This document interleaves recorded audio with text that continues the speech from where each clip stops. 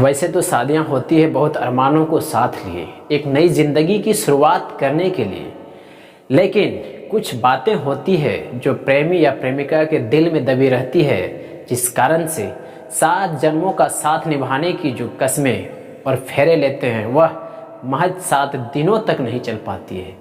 जी हाँ, सही सुना आपने। आज की सच्ची घटना इसी पर आधारित है। नमस्ते, स्वागत है आप सभी का इस यूट्यूब चैनल में।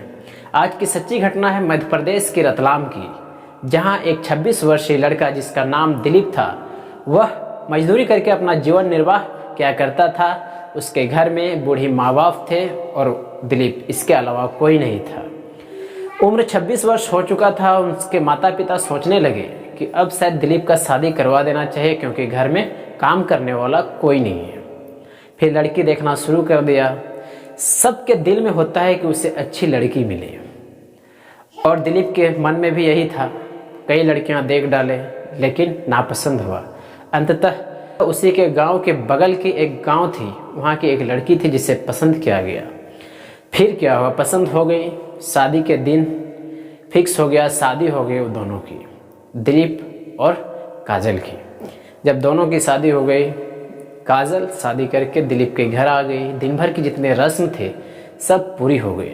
जब रात हुई तब दिलीप के मन में यह इच्छा था कि काजल को स्पर्श करे, लेकिन जब भी दिलीप चाहता काजल को स्पर्श करने के लिए तो काजल उसके हाथ को फट से हटा देती।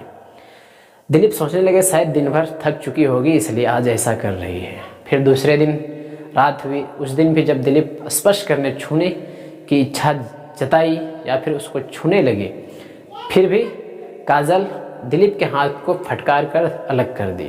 दूसरे दिन गुजर गए, तीसरे दिन इसी तरह फटका कर अलग कर देती। लेकिन जब चौथा दिन रात हुई तब दिलीप का मूड कुछ और था। इसके बाद वह जब काजल के रूम में पहुँचे तब जैसे ही छूने की कोशिश किया तो फिर वही हरकत काजल ने की, उनके हाथ को फटकार कर अलग कर दिया। लेकिन दिलीप उस दिन मानने वाला नहीं था, उससे ज़बरदस्ती स्पर्श करने लगा।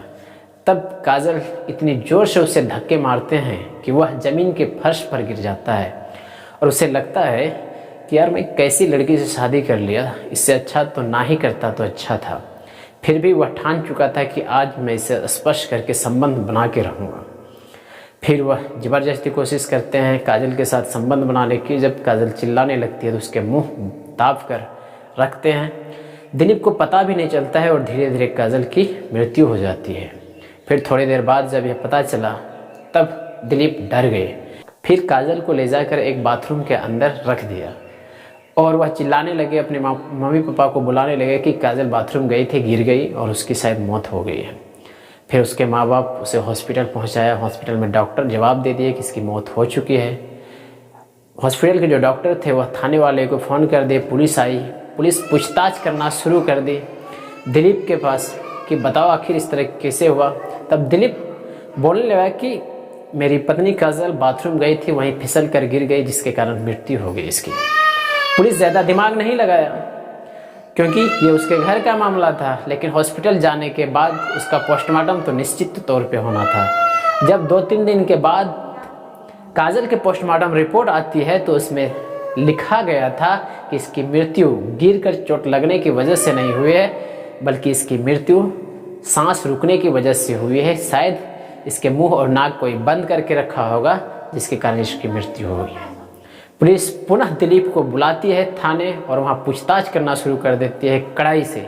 फिर दिलीप टूट जाते हैं और टूटने के बाद वह सारा गुनाह कबूल कर लेते हैं। वह कहते हैं कि इस तरह की बात थी, 4 दिन हो चुका था, यह अपने को छूने तक नहीं दे रही थी।